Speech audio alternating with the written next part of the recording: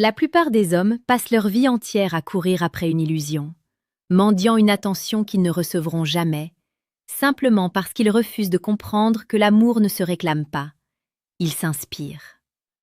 Si vous pensez qu'offrir des fleurs, multiplier les compliments fades ou étaler votre richesse suffira à capturer l'âme d'une femme, vous faites fausse route et vous vous condamnez à l'échec.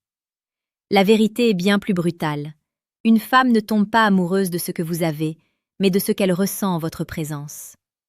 Elle tombe amoureuse de la profondeur de votre silence, de la précision de votre regard et de cette force tranquille qui suggère que vous maîtrisez votre monde.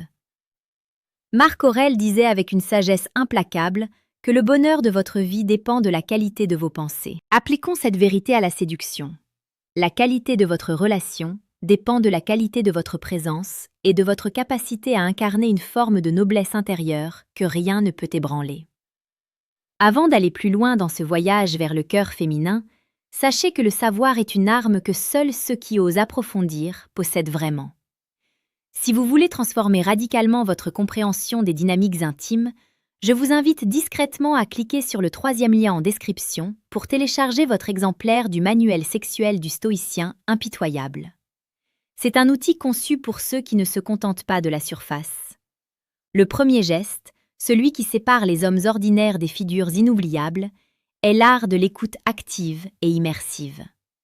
Ce n'est pas seulement se taire pendant qu'elle parle, c'est une immersion totale dans son univers. Imaginez un instant que ces mots soient les notes d'une mélodie complexe que vous êtes le seul à pouvoir déchiffrer.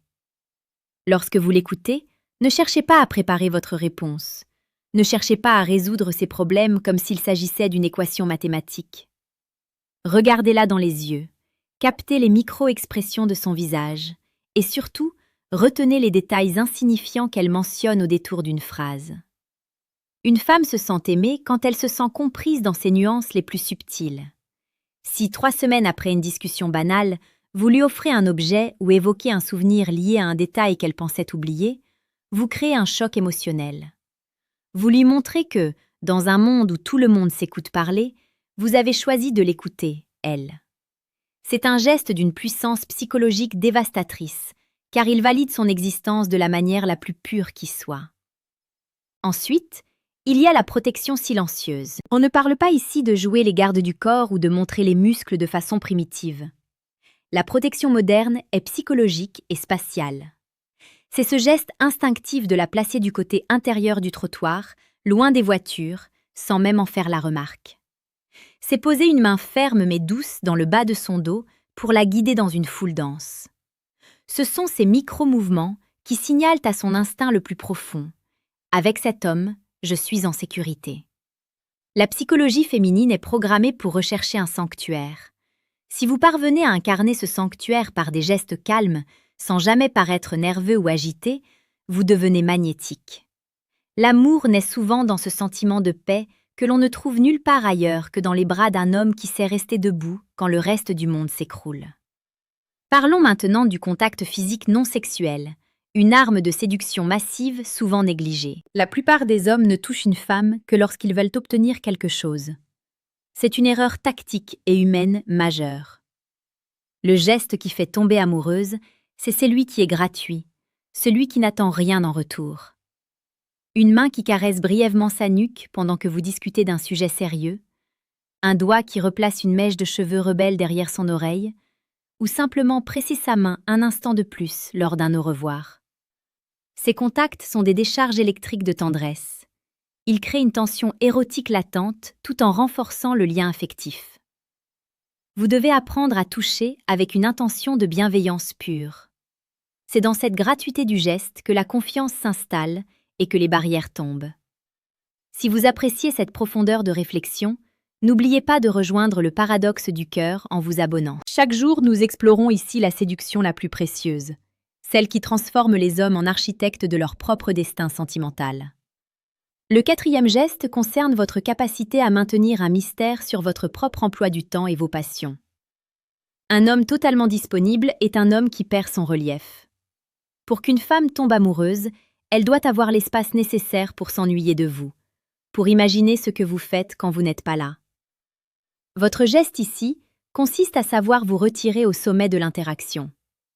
Ne soyez pas celui qui s'éternise au téléphone ou qui accepte toutes les invitations à la dernière minute.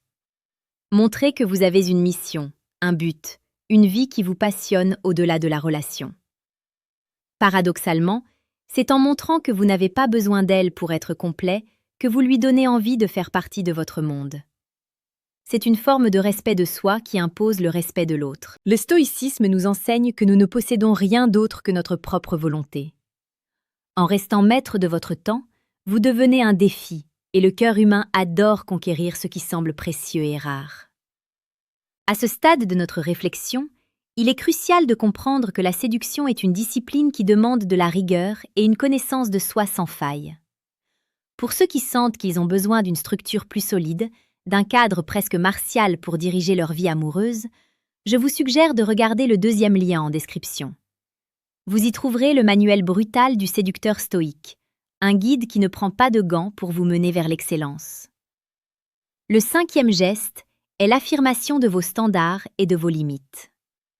Beaucoup pensent que pour plaire, il faut être d'accord avec tout. C'est tout l'inverse. Une femme tombe amoureuse d'un homme qui a une colonne vertébrale. Osez dire non. Osez exprimer un désaccord avec calme et élégance. Ce geste de fermeté est incroyablement séduisant, car il prouve que vous ne jouez pas un rôle pour lui plaire. Si elle sent qu'elle peut vous manipuler ou vous faire changer d'avis par un simple caprice, elle perdra tout respect pour vous. Et là où il n'y a pas de respect, l'amour ne peut pas s'enraciner. Soyez ce roc sur lequel elle peut s'appuyer, mais contre lequel elle ne peut pas tricher.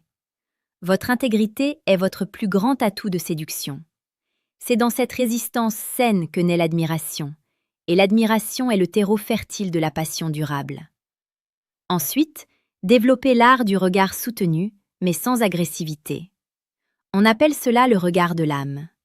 Lorsque vous lui parlez, ou mieux, lorsqu'elle vous parle, fixez ses yeux avec une intensité qui semble vouloir lire ce qui se cache derrière ces mots. Ne détournez pas le regard le premier. Ce simple geste crée une intimité instantanée, une sorte de bulle où le temps s'arrête. C'est une manière de lui dire, sans prononcer un mot, « Je te vois vraiment ». Dans une société de consommation rapide où tout est superficiel, offrir une attention visuelle aussi profonde est un cadeau rare.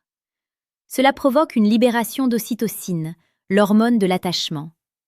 Vous ne regardez pas seulement son visage, vous validez son essence. C'est un geste qui demande du courage, car il vous rend vulnérable autant qu'il vous donne du pouvoir.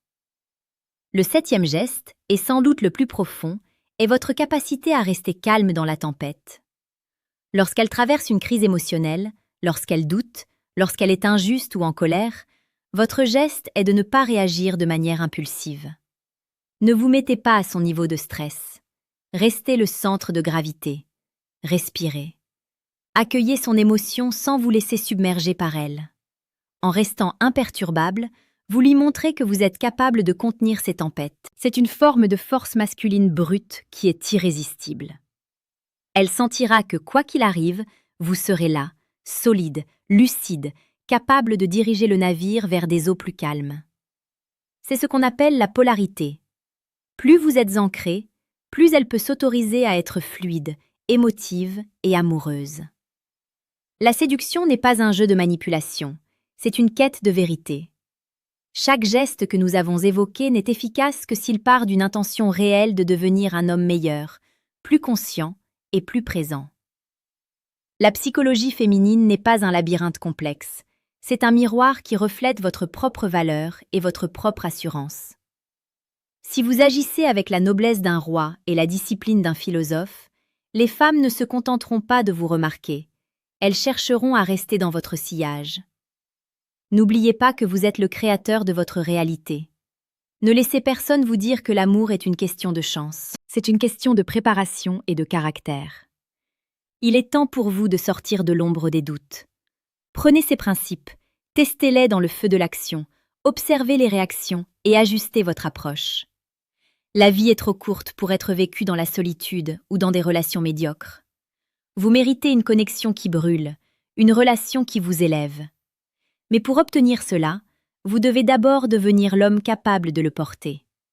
Abonnez-vous à cette chaîne, plongez dans nos ressources et commencez dès aujourd'hui votre transformation. Le paradoxe du cœur est que c'est souvent en étant le plus dur envers soi-même que l'on devient le plus attirant pour les autres. Soyez fort, soyez subtil, et surtout, restez le maître de votre propre vie. Le monde attend de voir l'homme que vous allez devenir. Agissez maintenant, car demain n'est qu'une promesse que personne n'est sûr de tenir. Votre voyage commence à l'instant même où vous décidez de ne plus jamais vous contenter du minimum.